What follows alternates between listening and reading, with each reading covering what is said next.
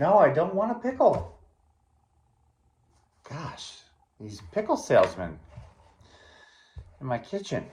Anyway, today's reflection brought to you by white Raiders hats, white lettering, white earbuds.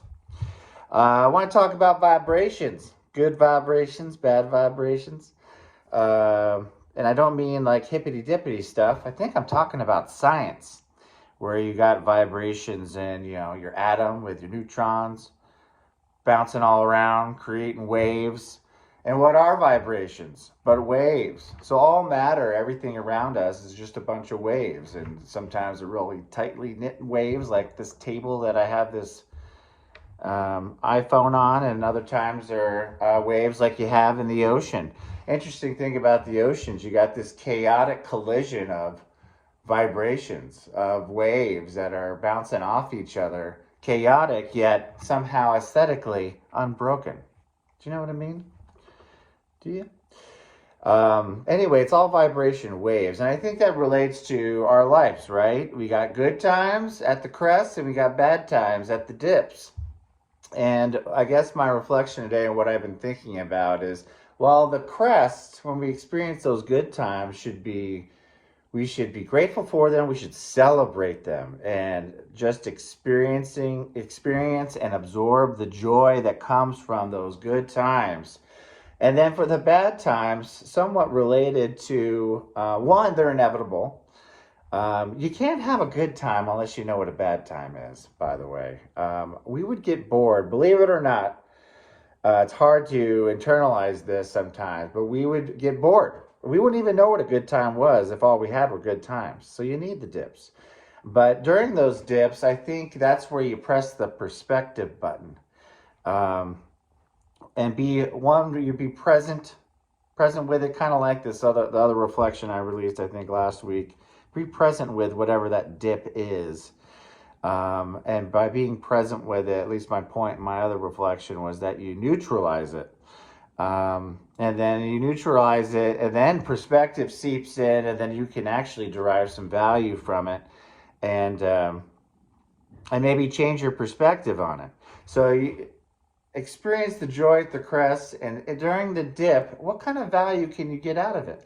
One example, speaking of dips, I'm a Bitcoin guy.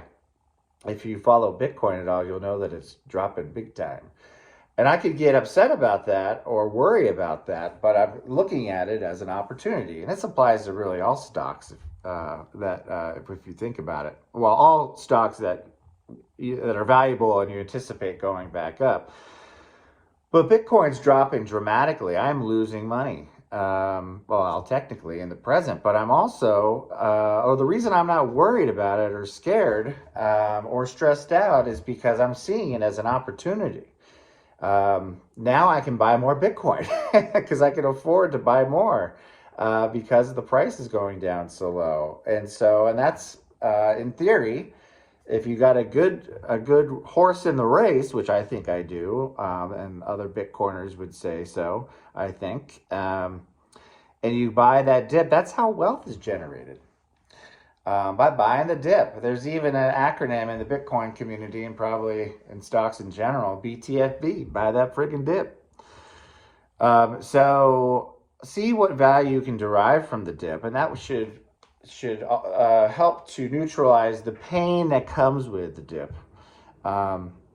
Joy is easy, but don't take it for granted. When you're in the crest, be in the present with that as well, and really absorb the joy that you experience from having a good day or a good week or whenever you're up on top surfing that crest. And when you have the dip, just be present with it, neutralize it, but also derive the value from it, because there inherently is value. You're gonna get them both. It's just that's how I think science works. In the sense of vibrations, everything's vibrating, everything's creating waves. So if it's going to be inevitable, might as well choose to get value from the dips, as opposed to maybe pitying yourself or boo-hooing it. There's a lot of value there that can be generated. And that is my very short and sweet reflection of the day. Thanks for watching. Talk to you later.